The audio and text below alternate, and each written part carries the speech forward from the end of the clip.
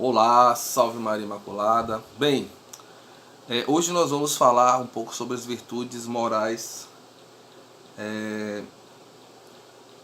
Elas são importantíssimas na compreensão do organismo espiritual.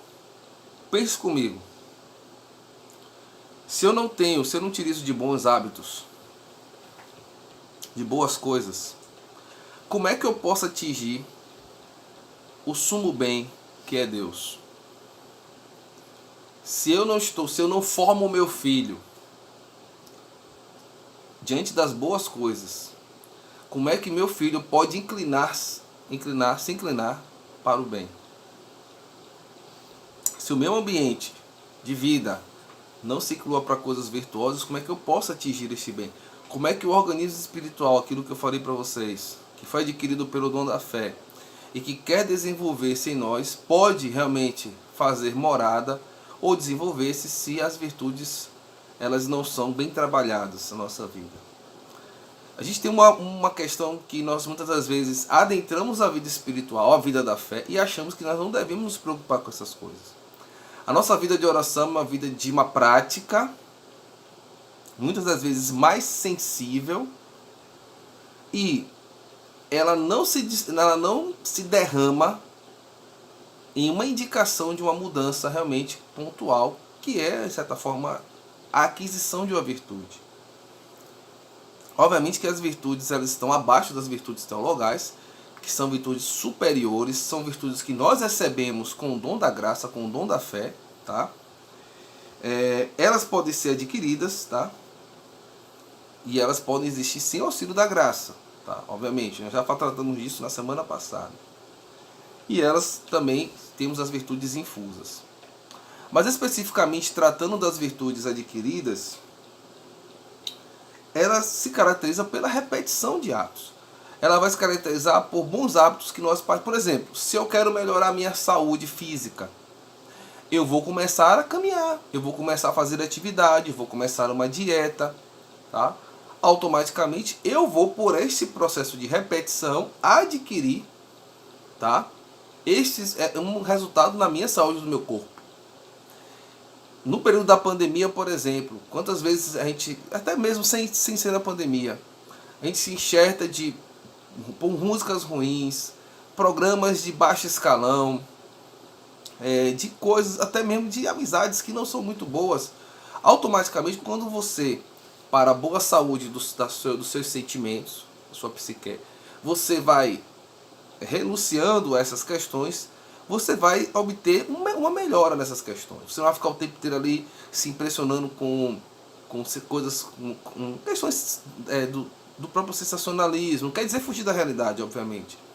Então, quando você realiza esses atos para a sua boa saúde mental, e até algumas pessoas têm um bom hábito, eu chego em casa, eu boto o som ambiente, eu chego em casa, eu escuto uma boa música, eu chego em casa, eu gosto realmente de ficar em silêncio, tomar um banho.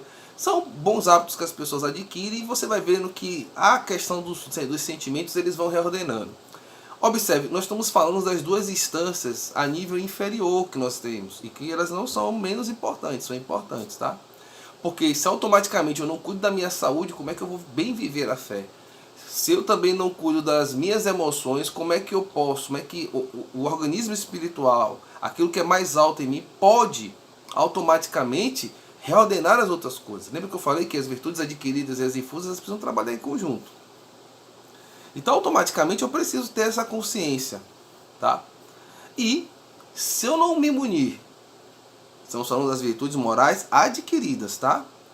De boa leitura, tá? É que eu posso me remontar à educação clássica, bons livros, leituras que têm um caráter assim, de universalidade, que já foram provadas pela história. Se eu não me adquiro de bons hábitos, né, das leituras, vou falar da questão da vida intelectual, do conhecimento, como é que eu posso ter o substrato intelectual e automaticamente integral para bem viver as virtudes da fé, as realidades mais superiores?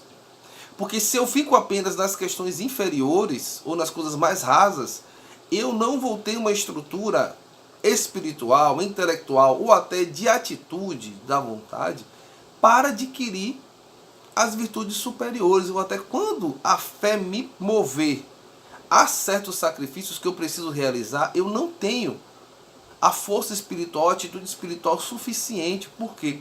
Porque nós estaremos sempre numa dimensão mais dos sentimentos, eu só faço aquilo que é mais agradável, e aí eu vou vivendo num egoísmo, eu vou vivendo numa fragilidade ou numa imaturidade da fé. E muitas das vezes, quando as verdades da fé elas chegam à nossa consciência, eu prontamente não as quero. Por quê? Porque automaticamente isso vai ferir as outras instâncias. E eu não estarei pronto, não estarei maduro o suficiente para tomar uma atitude concreta diante das coisas. Amanhã eu vou continuar ainda essa questão, vou trabalhar mais essa instância superior a partir de um exemplo.